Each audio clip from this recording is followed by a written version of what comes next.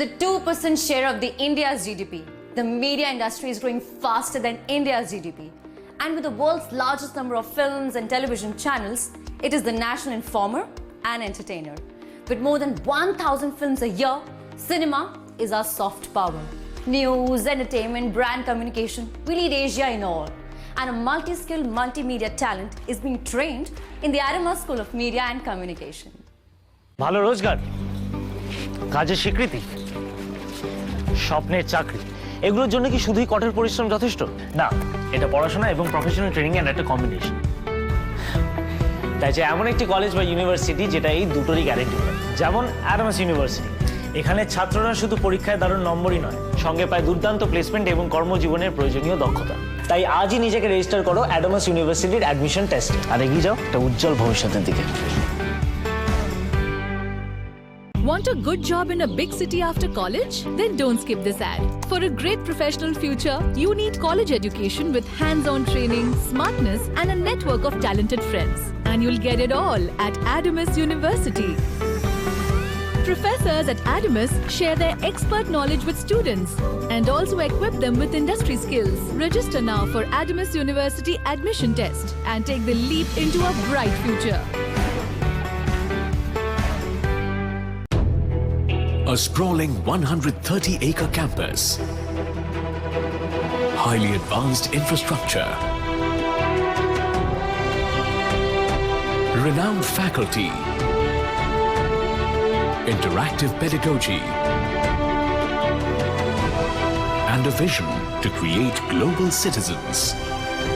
Welcome to Adamas University, Global Education, now in Bengal. নমস্কার, স্বাগত সিটিভিএনে আপনাদের সঙ্গে আমি সৈকত। শুরু করছি অ্যাডামাসে উচ্চশিক্ষা। অ্যাডামাসে উচ্চশিক্ষা অনুষ্ঠানে আমরা আজকে একটা খুব গুরুত্বপূর্ণ বিষয় নিয়ে আলোচনা করব। আমরা যারা ছোটবেলা থেকে পড়াশুনো করেছি, যারা পড়াশুনো করছি, এবং বিশেষ করে তাদের নিয়ে আজকে গুরুত্ব দেওয়ার চেষ্টা করব যারা এই মুহূর্তে উচ্চ মাধ্যমিক পরীক্ষা দিচ্ছেন। কিন্তু দুর্ভাগ্যজনক হলেও যে উচ্চ মাধ্যমিক পরীক্ষার 3টি সাবজেক্ট আপাতত পিছিয়ে দিয়েছে, কিন্তু যারা পরীক্ষা দিচ্ছেন তার আগে থেকেই অনেকে একটা রোডম্যাপ তৈরি করেছেন যে তিনি আগামী দিনে কী নিয়ে পড়াশুনো করতে চান। কিন্তু অনেকের কাছেই সেই রোডম্যাপটা ক্লিয়ার নয়। অনেকেই ভাবছেন যে আমি ঠিক কোন স্ট্রিমে পড়াশুনো করলে বা কোন সাবজেক্টগুলো নিয়ে পড়াশুনো করলে আগামী দিনে মোটা অঙ্কের একটা মাইনের বা স্যালারি পেতে পারি, একটা চাকরি পেতে পারি। অনেকে ভাবছেন যে না, আমি শুধুমাত্র চাকরি নয়, পড়াশুনোর দিকটাও অনেক বেশি গুরুত্ব দিতে চাই। এই জায়গাগুলোতে একটা কনফিউশন হয়ে থাকে, এটাই স্বাভাবিক বিষয়। ঠিক এই জায়গায় দাঁড়িয়ে অ্যাডামাসে উচ্চশিক্ষায় আমরা সেই বিষয়গুলোতে একটু ফোকাস করার চেষ্টা করব যেখানে সত্যি একটা দিশাহীনতা কাজ করে, অর্থাৎ আফটার 12 এডুকেশন। আমাদের সঙ্গে আজকে আলোচনায় যারা রয়েছেন তাদের সঙ্গে পরিচয় করিয়ে দিই। আমাদের সঙ্গে রয়েছেন professor Samit Roy, chancellor Adamas university. Sir, আপনাকে স্বাগত। আমাদের সঙ্গে রয়েছেন mister Pradip Bhowmick, director school of engineering and technology, Adamas university. Sir, আপনাকেও স্বাগত। আমি শুরুতেই বলছিলাম যে আমরা আফটার 12 এডুকেশন নিয়ে আলোচনা করব, এবং তার সঙ্গে অবশ্যই যেহেতু প্রদীপবাবু রয়েছেন সেক্ষেত্রে আমরা ইঞ্জিনিয়ারিং এবং টেকনোলজির উপরেও যথেষ্ট গুরুত্ব দেব।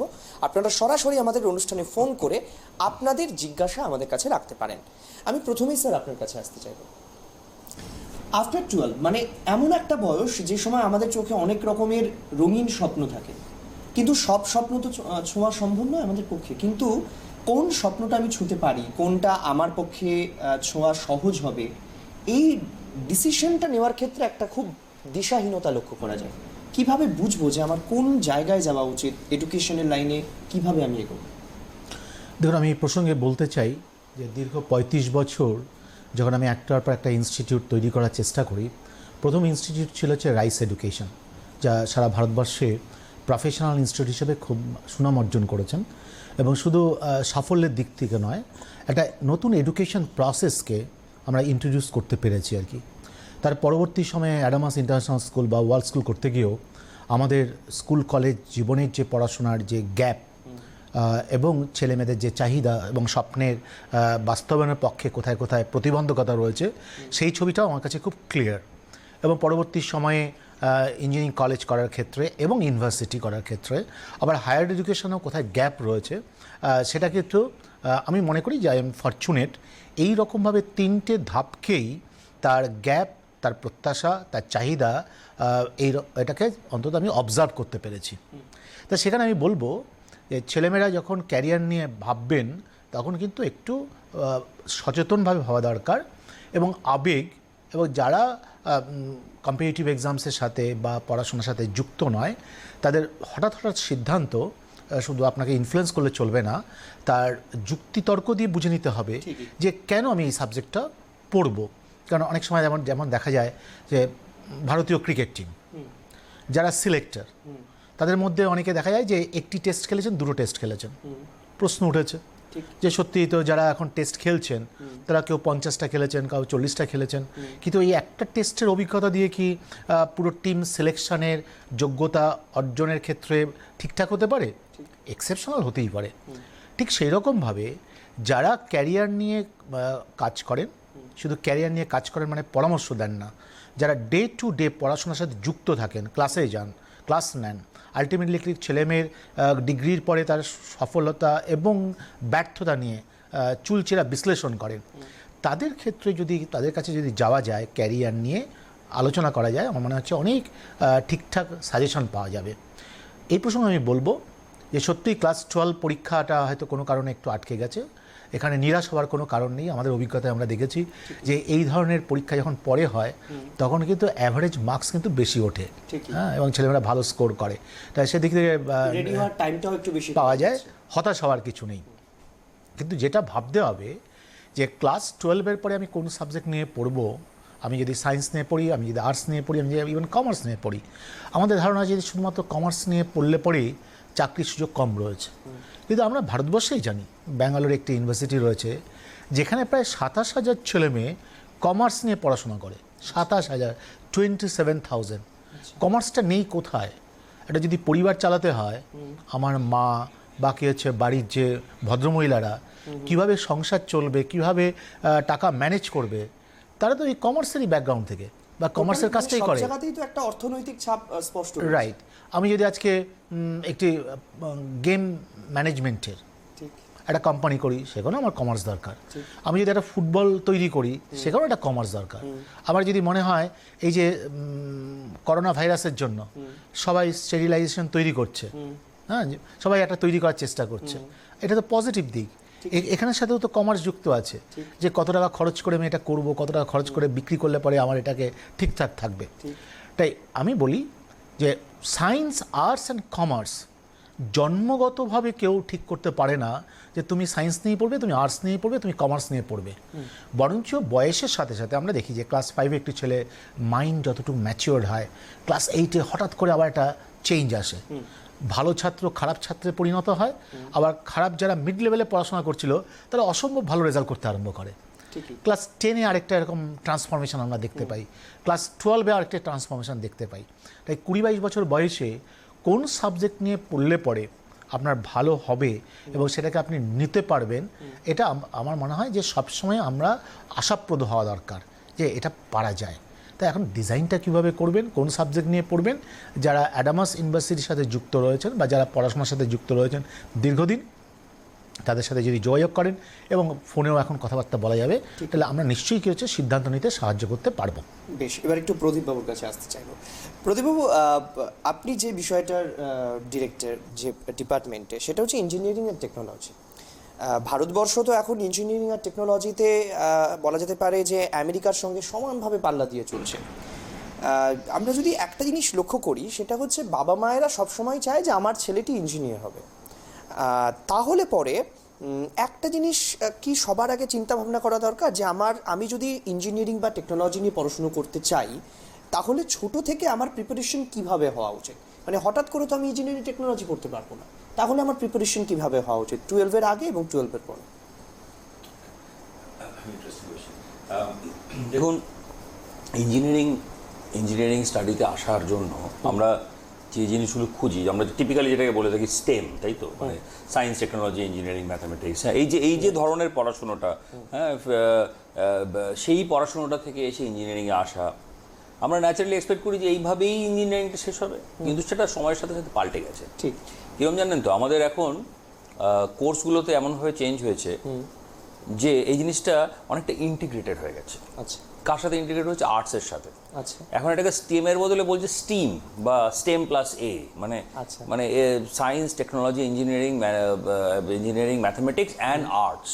আচ্ছা কীরকম আমাদের যে ধরুন আমাদের কোর্সটার কথা বলছি, আমাদের কোর্সগুলো এখন যেরকমভাবে স্ট্রাকচার্ড হয়েছে তাতে আমরা যেমন ইঞ্জিনিয়ারিং স্পেসিফিক জিনিসপত্র পড়াচ্ছি, যেটা কিনা আপনার ধরুন ছাত্র জীবনে যেটা পড়ে এসেছি সায়েন্স ব্যাকগ্রাউন্ড থেকে তার সঙ্গে ওই লাইনে এগিয়ে এলো, কিন্তু আমরা তার সাথে সাথে অন্যান্য এলিমেন্ট অ্যাড করছি। আমরা অ্যাড করছি সাইকোলজির এলিমেন্ট, আচ্ছা আমরা অ্যাড করছি এথিক্সের এলিমেন্ট, আচ্ছা আমরা অ্যাড করছি ডিজাইনের এলিমেন্ট। আচ্ছা এবং আজকের যুগে তো অনেকেই চাইছে নিজের মতন করে একটা কিছু তৈরি করতে, অনেকেই চাইছে চাকরি করতে, অনেকে চাইছে আপনার হায়ার এডুকেশন এর পরে এগিয়ে যেতে, কেউ কেউ চাইছে আমি নিজের কিছু করব। তো তার জন্য ভেঞ্চার আইডিয়েশন আচ্ছা বলেও একটা এন্টারপ্রেনারশিপ রিলেটেড কনসেপ্ট আমরা ঢুকিয়েছি। আচ্ছা। তো আমাদের এই ক্যারিকুলামগুলো, ইভেন ইঞ্জিনিয়ারিং ক্যারিকুলাম, যদিও আপনি যেটা বলছেন যে সায়েন্স থেকে উঠে আসছি আমি, কিন্তু ইঞ্জিনিয়ারিং ক্যারিকুলাম অনেক ওয়েল রাউন্ডেড এখন। Right. মানে আমরা যেটা অফার করছি তাতে একটি ছাত্র যে তৈরি হয়ে যখন বেরোচ্ছে, সে তার নলেজ অ্যাবাউট আ মেশিন একটা যেরকম আছে, তার সাথে সাথে the psychology of the user, যে মেশিনটা ইউজ করবে সেই সাইকোলজি থেকে কিরকমভাবে আমার ডিজাইনটা ইম্প্যাক্টেড হবে, তার যে ধারণাটা সেটাও তৈরি করতে হবে। মানে আমি এটাকে যদি একটুখানি অন্যভাবে ভাবি, সেটা হচ্ছে মেশিনের তাগিদ, মানে মানুষ মেশিন কিভাবে চাইছেন সেটা নয়, মেশিনের তাগিদে মানুষ কিভাবে চাইছেন সেটাকে সেভাবে ইউটিলাইজ করে, এটা একটা খুব ইম্পর্টেন্ট পার্ট। একদম সেইভাবেই চেঞ্জ হচ্ছে ইঞ্জিনিয়ারিং এডুকেশন আজকে। তো এটা একটা মানে বড় জিনিস, যেখানে কিনা আপনার আমার মানে ছাত্র জীবনের পড়াশুনো থেকে যেভাবে জিনিসটা তৈরি হয়ে আসছে। আরেকটা জিনিস যেটা ধরুন ইঞ্জিনিয়ারিংয়ের জন্য খুব ইম্পর্টেন্ট যেটা হচ্ছিল, সেটা হচ্ছে যে অন্যান্য পড়াশোনায় ধরুন আমি যদি ডাক্তারি পড়ি বা আমি যদি চার্টার্ড অ্যাকাউন্টেন্ট হই, আমার তো একটা 1 বছরের পিরিয়ড কিংবা বেশি আছে যখন আমি অ্যাকচুয়ালি হাতে করে কাজ শিখেছি। ঠিকই। ইঞ্জিনিয়ারদের তো সেরকম কিছু নেই। না স্যার, একটু থামাবো, এই জায়গাতে একজন দর্শক রয়েছেন, একটু কথা বলবো। হ্যালো, কে বলছেন? হ্যালো, হ্যাঁ বলবেন। হ্যাঁ আমি সুরজিৎ বলছিলাম, সুরজিৎ রয় বলছিলাম। একটু জোরে কথা বলবেন প্লিজ। হ্যাঁ সুরজিৎ রয় বলছিলাম স্যার, আমি গড়িয়া থেকে। আচ্ছা, গড়িয়া থেকে, বেশ বলুন। হ্যাঁ বলছিলাম যে স্যার আমি গ্র্যাজুয়েশন পাস করেছি 2016-তে, ঠিক আছে, আর্টস নিয়ে পাস করেছি। আচ্ছা। তা আমি পাস করেছি, তা আমি এখন কি করলে আমার ভালো হয় স্যার, মানে সরকারি চাকরির জন্য বা কি করলে আমার ভালো হয় আর কি? গ্র্যাজুয়েশন তো পাস করেছি। 2016-তে আপনার গ্র্যাজুয়েশন কমপ্লিট হয়েছে আর্টস নিয়ে, তাই তো? আর্টস নিয়ে, হ্যাঁ। আচ্ছা, এই কয়েক বছর আপনি কি করলেন? এই 5 বছর আমি মানে পড়াশোনা করেছি, মানে ছোটখাটো টেকনোলজি নিয়ে পড়াশোনা করেছি, মানে ইঞ্জিনিয়ারিং কোর্স যেটা হয়, ইঞ্জিনিয়ারিং বলতে আপনার মানে ইলেকট্রনিক্স নিয়ে আর কি, ঠিক আছে। মানে আপনি ডিপ্লোমার কথা বলছেন? হ্যাঁ, ডিপ্লোমা হ্যাঁ, ইঞ্জিনিয়ারিং ধরনের হ্যাঁ, কিছু, হ্যাঁ। তাই তো? হ্যাঁ হ্যাঁ, কম্পিউটারের উপরও করেছি, বেসিক কম্পিউটার যেটা হয় আর কি।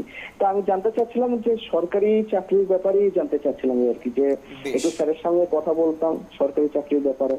বুঝতে পেরেছি আপনার প্রশ্ন, আমি সরাসরি বুঝতে পারছি। আমি এই প্রশ্নটা নিয়ে একটু স্যার আপনার কাছে আসতে চাই। উনি সম্ভবত এটাই বলতে চাইছেন, না, আমি বুঝতে পেরেছি। আমি এমন কোনো একটা পড়াশোনা করবো যেখান থেকে আমার চাকরিটা একদম কনফার্ম হবে। হ্যাঁ, আমি বলবো যে দেখুন, আন্ডার গ্র্যাজুয়েট কমপ্লিট করার পর 2016-এ তারপরে আপনি ছোটোখাটো কোর্স করেছেন এবং তখন হয়তো বিভিন্ন রকম অর্গানাইজেশনে চাকরি করার ভাবনাও আপনি ভেবেছিলেন, কিন্তু এখন যেহেতু এই চাকরিগুলো খুব স্টেবল না, সেই জন্য আবার সরকারি চাকরির জন্য চেষ্টা করতে চাইছেন।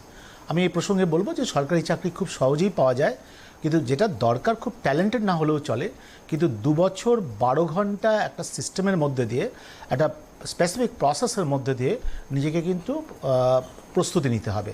আর এটা একমাত্র সম্ভব আপনি রাইসের যে কোনো ইনস্টিটিউটে যদি যান, শিয়ালদা বা হেড অফিসে যান, সেখানে আপনাকে সাহায্য করবে কীভাবে তৈরি হওয়ার জন্য। কিন্তু আগে মাইন্ডটা তৈরি করুন যে 2 বছর প্রতিদিন 12 ঘন্টা পড়াশোনা করার মতো ভাবনা চিন্তা আপনার আছে নাকি। এটা থাকলে পরেই কিন্তু যে কোনো পার্সেন্টেজের মার্কস পেলে পরেও সরকারি চাকরি পাওয়া যেতে পারে। স্যার, আমার একটা প্রশ্ন, আমার নিজের ব্যক্তিগতভাবে প্রশ্নটা মনে আসছে, সেটা হচ্ছে আমরা ছোটোবেলায় মা বাবারা একটা কথা সবসময় বলেন যে তুমি সরকারি চাকরি করবে, সে তো ভীষণ টাফ। এখন বন্ধু বান্ধবরাও এই কথা বলেন, সরকারি চাকরি সে পাওয়া যায় নাকি? কিন্তু একমাত্র আমরা শুনি যে প্রফেসর সৌমিত্রাই বলেন যে সরকারি চাকরি পাওয়া খুব সুবিধে। মানে এই রাজটা কি? মানে এটা তো সহজ। কারণ ধরুন দীর্ঘ 35 বছরে আমি জানি যে পশ্চিমবঙ্গের ছেলেমেয়েরা কি ট্যালেন্টেড। ঠিক। এ ব্যাপারে কোনো সন্দেহ নেই। স্কুল কলেজ ইউনিভার্সিটির পরীক্ষায় পশ্চিমবঙ্গের ছেলেমেয়েরা বিহার, উড়িষ্যা এবং সাউথ ইন্ডিয়ার ছেলেমেয়েদের থেকে অনেক এগিয়ে।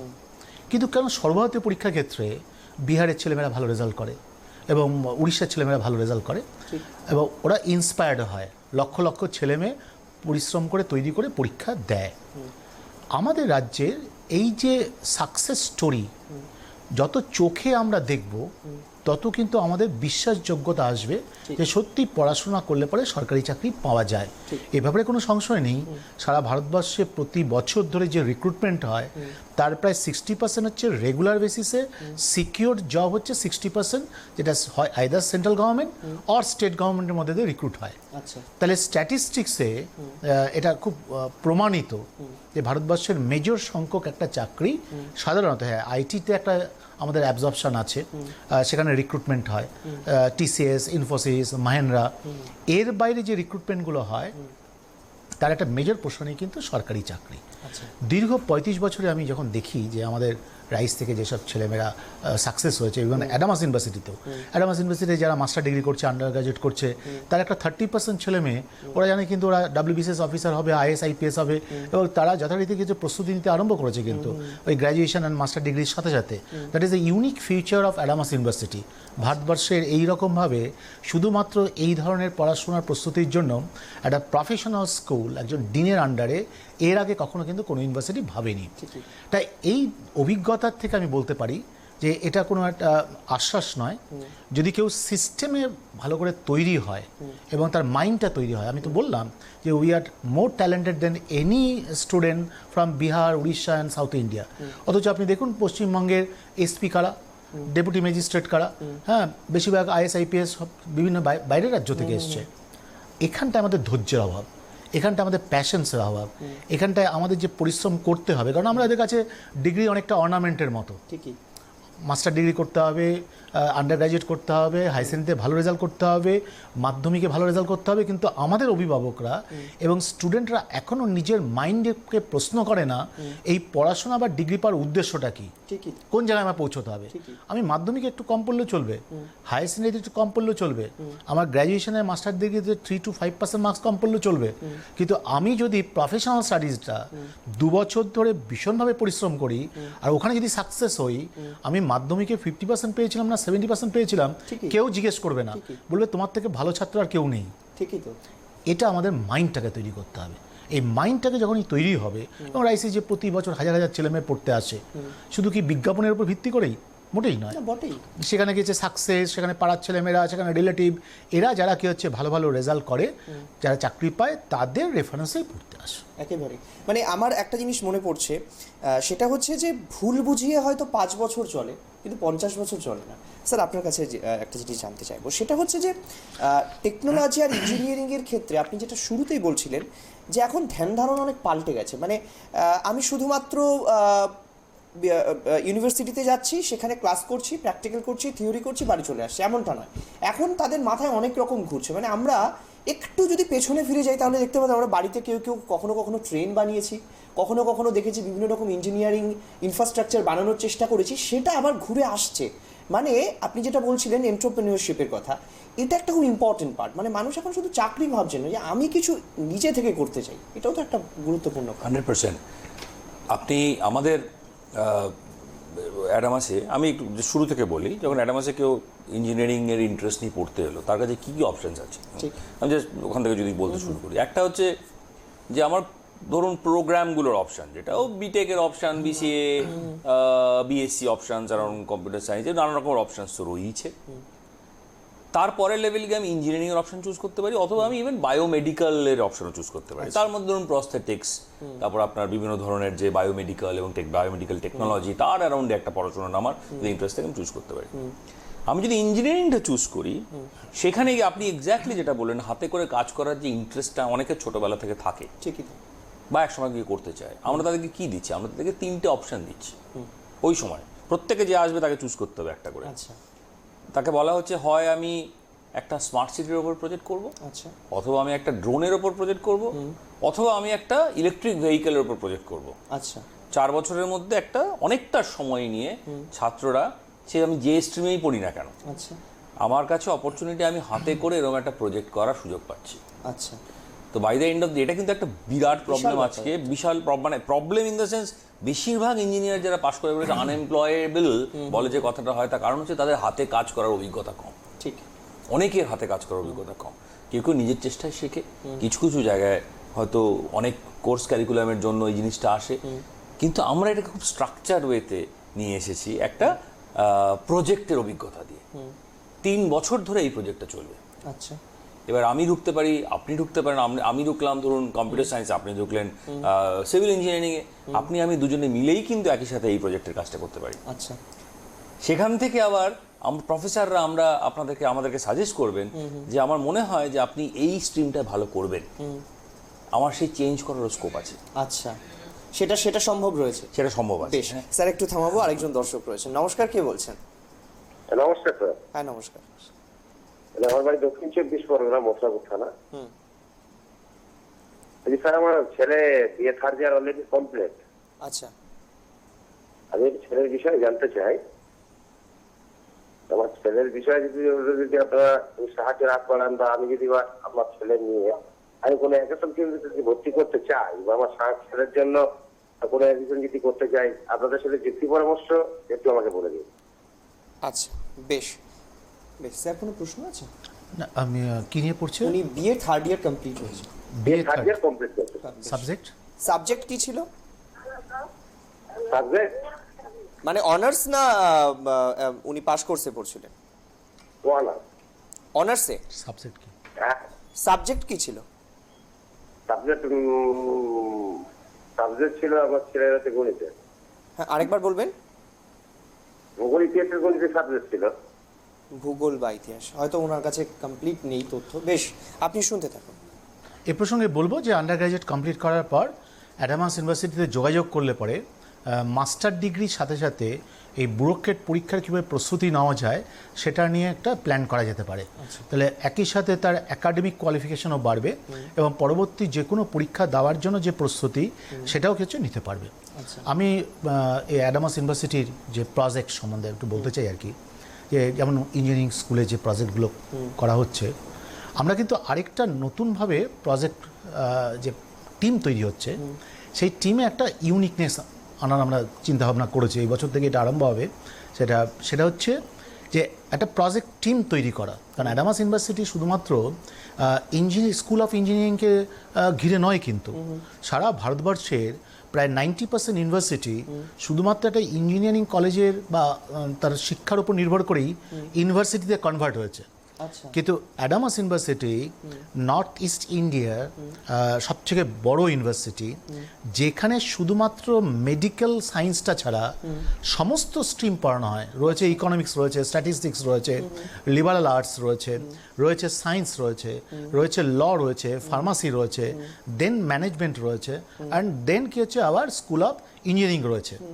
এই যে যখন একটা প্রজেক্ট তৈরি হয়, যে কোনো আমি যদি মডেল তৈরি করি, তাহলে তার সাথে ইকোনমিক্স যুক্ত, তার সাথে কমার্স যুক্ত, তার সাথে ল যুক্ত, তার সাথে ডিজাইন যুক্ত, তার সাথে আবার ইঞ্জিনিয়ারিং টেকনোলজিটা যুক্ত। তাহলে এবার যদি আমরা সেই টিমটায় 8 to 7 student from the different school, এবং তারা যদি একটা মডেল তৈরি করে, তাহলে যিনি ইঞ্জিনিয়ারিং ডিপার্টমেন্ট থেকে এসছেন তিনিও কিন্তু বুঝবেন যে এই মডেলটা করার ক্ষেত্রে বা এই ডিজাইনটা করার ক্ষেত্রে ডিজাইনের দিক থেকে লোকের মাইন্ডটা কী চিন্তাভাবনা করা দরকার, কীভাবে ভ্যালু অ্যাড করে। আবার ইকোনমিক্স বা ফিনান্স থেকে সেটাকে ফাইন্যান্সিয়াল ভাইবিলিটি করার জন্য কোন মেটেরিয়ালস ব্যবহার করা উচিত, এবং সেটাকে হচ্ছে কস্ট রিডিউস এবং মার্কেটের ডিমান্ড, এই যে সব রকমের একটা নলেজ নিয়ে বেরোনো, এটাই হচ্ছে ইউনিকনেস অফ অ্যাডামাস ইউনিভার্সিটির পড়াশোনার নতুন ভাবনা আর কি। এটা খুব একটা unique thing of Adamas university. মানে যেটাকে আমরা একেবারে সংক্ষেপে বলতে পারি সেটা হচ্ছে সমস্ত স্কুলগুলোর সঙ্গে একটা কোলাবোরেশন করা, যেখানে সমস্ত জায়গার একটা বলা যেতে পারে এক্সপার্ট ওপিনিয়ন এক জায়গায় করে একটা গুড প্রোডাক্ট সবার সামনে নিয়ে আসা, যেটা আগামী দিনে একটা খুব বড় কাজে লাগতে পারে। নমস্কার, কে বলছেন? হ্যালো। হ্যাঁ, বলবেন। আমি মেদিনীপুর থেকে বলছি, আমার ছেলের জন্য একটু জিজ্ঞেস করতে চাই আর কি। কি নাম একটু বলবেন প্লিজ? আমার নাম অসীম কুমার রায়। আচ্ছা, বেশ, বলুন কি প্রশ্ন আপনার? আমার ছেলে এবছর ম্যাথামেটিক্সে থার্ড ইয়ার অ্যাপিয়ার করবে আর কি, আচ্ছা, অনার্সে। আচ্ছা। তো এরপরে যদি আপনাদের রাইসের আন্ডারে পড়তে চায় ওই কি সিজিএল বা ডাব্লিউবিসিএস, আচ্ছা। হ্যাঁ এগুলো কি সুযোগ আছে আমি একটু জানতে চাচ্ছি আর কি। সিজিএল কি দিতে পারবে? আপনাদের সেইভাবে ব্যবস্থা আছে পরীক্ষার? বাহ, খুব ভালো প্রশ্ন করেছেন। ভালো লাগলো যে আপনি ভীষণ সচেতন একজন অভিভাবক। শুনতে না থাকুন। দেখুন, আপনার ছেলে সবচেয়ে প্লাস পয়েন্ট হচ্ছে ম্যাথমেটিক্স নিয়ে পড়ছে, তাই সেখানে আমি বলবো যে এখনই পড়াশোনাটাকে আন্ডার গ্র্যাজুয়েটের পরে স্টপ করবেন না। অ্যাডামাস ইউনিভার্সিটির মতো ইউনিভার্সিটিতে আসুন, ও মাস্টার ডিগ্রি কমপ্লিট করুক, একটা সাবজেক্ট হিসাবে স্ট্যাটিস্টিক্স নিক, ইকোনমিক্স সঙ্গে নিক, আর সঙ্গে সিজিএল পরীক্ষার জন্য 2 বছর ভীষণভাবে প্র্যাকটিস করুক। এবং শুধু সিজিএল নয়, কিন্তু ওকে ভাবতে বলুন ও কীভাবে IAS-IPS দেবে, কারণ সিজিএল তো সহজেই পারবে, কারণ ম্যাথমেটিক্স অনার্স বলে। একটু যদি স্পেসিফিক প্ল্যানিং করা যায় এবং সেখানে যদি ওই রাইসের মতো প্রফেশনাল ইনস্টিটিউটে, যেহেতু অ্যাডামাস ইউনিভার্সিটিরই আছে সেখানে, সেই প্রস্তুতিটা নেওয়া যায়। কিন্তু সঙ্গে ওকে একটু মাস্টার ডিগ্রিটা করতে দিন উইথ স্ট্যাটিস্টিক। দেখবেন যে 5-7-10 বছর পরেই ওর কিন্তু ক্যারিয়ারের অনেক রকমের সুযোগ আসবে, এবং যে লেভেলটাও পৌঁছতে পারবে এটা কিন্তু অনেকটা সাহায্য করবে তার প্রতিষ্ঠিত হবার ক্ষেত্রে। তাই কষ্ট করে আন্ডার গ্র্যাজুয়েট পর্যন্ত যখন পড়ছে, আর ম্যাথমেটিক্স অনার্স ভীষণ ওপেনিং রয়েছে, এখানে মাস্টার ডিগ্রি আর সঙ্গে IAS-IPS সিজিএল পরীক্ষা দেবার জন্য যে প্রস্তুতি, এটা একমাত্র অ্যাডামাস ইউনিভার্সিটিতেই সম্ভব। সেই সুযোগটা আপনি নিতে পারেন। একেবারে। আরো একজন দর্শক রয়েছেন, কথা বলবো। হ্যালো, কে বলছেন? হ্যাঁ স্যার, আমি বীরভূম থেকে সৌভিক মন্ডল বলছিলাম। হ্যাঁ বলুন। হ্যাঁ, তো স্যার আমি জানতে চাইছি যে আমি এইচএস কমপ্লিট করেছি 2018-এ। তো তারপরে আমি ITI ভর্তি হয়েছিলাম। আচ্ছা। তো সেখানে আমি ইলেকট্রনিক্স নিয়ে পড়াশোনা করছি, ইলেকট্রনিক্স মেকানিক যেটা আছে ITI 2 ইয়ার্সের যে কোর্সটা। এরপরে আমি এখন কি করব? আচ্ছা, এরপরে আপনি কি করবেন? খুব ভালো প্রশ্ন করেছেন। বেশ, শুনতে থাকুন। হ্যাঁ, আপনি এই কোর্সের পর আপনি আমাদের যে ল্যাটারাল এন্ট্রি প্রোগ্রাম আছে বিটেকে, সেইখানে আপনি পার্সু করতে পারেন আপনার পছন্দের এরিয়া। আপনি তো ইলেকট্রনিক্সে করছেন বলে শুনলাম, তো অবশ্যই আমি ধরে নিচ্ছি যে আপনি এরপরে ইলেকট্রনিক্সের উপরেই স্পেশালাইজেশন করে কিছু করতে চান। তো আমাদের ইলেকট্রনিক্স উপর অনেক স্পেশালাইজেশন আমরা পড়াবো, যেমন ধরুন আইওটির উপর আছে, ফান্ডামেন্টাল ইলেকট্রনিক্স উপর আছে, রোবোটিক্সের উপর আছে। আপনি কোনো একটা নিয়ে ল্যাটারাল এন্ট্রিতে এসে আমাদের সাথে পড়াশোনা করতে এবং পারেন। সেটা ক্যারিয়ার ওরিয়েন্টেড। হ্যাঁ, অ্যাকচুয়ালি ল্যাটারাল এন্ট্রি দিয়ে যদি বিটেক করতে পারে এবং নেক্সট কিছু এমটেকও করতে পারে। কারণ এখন পড়াশোনাটা না এইরকমভাবে ভাবলে চলবে না যে একটা শুধু সার্টিফিকেট কোর্স বা একটা ডিপ্লোমা করলে পরেই আমি একটা চাকরি পাবো। সেই চাকরিটা হয়তো 5-10 বছরের জন্য খুব সিকিউর, কিন্তু চাকরির যে ডিমান্ড এবং তার সিচুয়েশন যেভাবে শিফট করবে এবং যেভাবে হায়ার টেকনোলজিক্যাল পার্টে যাবে, সেখানে যদি ব্যাকগ্রাউন্ড খুব স্ট্রং না হয় তাহলে কিন্তু পরবর্তী 30 বছর যুদ্ধ করাটা খুব মুশকিল হবে। সেই জন্য নিশ্চয়ই ITI একটা খুব ভালো জিনিস। সঙ্গে ল্যাটারাল এন্ট্রির সাথে যদি আমি বিটেক পাস করি, করার পর তারপরে যদি আমি কিছু এমটেক করি বা এমটেক না করলে পরেও এরকম স্পেশাল কোনো একটা প্রজেক্ট নিয়ে যদি আমি কাজ করি, তাহলে কিন্তু পরবর্তী 30 বছর বা 40 বছরে যখন আমি কর্মক্ষেত্রে থাকবো, সঙ্গে সঙ্গে তার যে ডিমান্ড এবং তার যে কর্মক্ষেত্রের যে সিচুয়েশনটা পরিবর্তন হবে। কারণ এই সিচুয়েশন পরিবর্তনটা সম্বন্ধেও হয়তো আমাদের খুব ভালো ধারণা নেই। আমরা প্রথমে দেখতাম যে শুধু ইঞ্জিনিয়ার হলেই চলবে, কোর ইঞ্জিনিয়ারিং পড়তে তার একটা ডিমান্ড আছে। সঙ্গে দেখা গেল যে কম্পিউটারটা শিখলে পরে পরে সেটা আরও সুযোগ আসছে অনেক জায়গায়। সিভিল ইঞ্জিনিয়ার, সেও আইটিতে জয়েন করেছেন, ইনফোসিসে জয়েন করেছেন, TCS-এ জয়েন করেছেন। এখন আবার যেমন আমরা বলছি যে machine language and the code, এগুলো শেখা দরকার। তারপরে বিভিন্ন রকমের ড্রোন কীভাবে তৈরি হয়, ইলেকট্রনিক্স ইকুইপমেন্ট কীভাবে তৈরি হয়, আবার কিছুদিন পরে হয়তো তার আর একটা ট্রান্সফরমেশন হবে। ঠিকই, মানে একটা কমপ্লিট এডুকেশন যদি আপনার মধ্যে না থাকে, তাহলে ঠিক ট্রেনে যখন টিকিট কাটতে যায় আমরা দেখতে পাই যে তিনি কিবোর্ডে খুঁজে বেড়াচ্ছেন কোথায় রয়েছে কোন কিটা। ঠিক সেই জায়গাটা যেন না হয়, আগামী দিনে আপনি যেন প্রপারলি স্কিলড হয়ে থাকেন এবং সেটা আপনার প্রপার গাইডেন্স আর প্রপার এডুকেশনের মধ্য দিয়ে। সেই দিকেই এগোচ্ছে অ্যাডামাস ইউনিভার্সিটি। আপনাদের জন্য, আপনাদের ভালোবাসা নিয়ে এগিয়ে যাচ্ছে। স্যার, আজকে অনেক ধন্যবাদ আমাদের সঙ্গে থাকার জন্য। স্যার, আপনাকে অনেক ধন্যবাদ। আজ এখানেই আমরা অনুষ্ঠান শেষ করছি। নমস্কার। Biosciences and technological developments based on biology, including entrepreneurship in this sector, are on the rise in India. We are home to many developments in all forms of biotechnological products with applications in food, nutrition, healthcare, packaging, etc. The unique BTech and BSc programs in Adama School of Biosciences and Biotechnology are path-breaking academic innovation in this sector. Welcome to the world of biotechnology. With a 24-hour work culture, Adama School of Management prepares professionals for marketing, human resources, finance, supply chain management, and pharmaceutical management for the new Indian economy targeting $5 trillion annually. Close association with several top corporate houses and intellectual talent in the classroom, the school is proud to have one of the highest placement records in East and the Northeast India.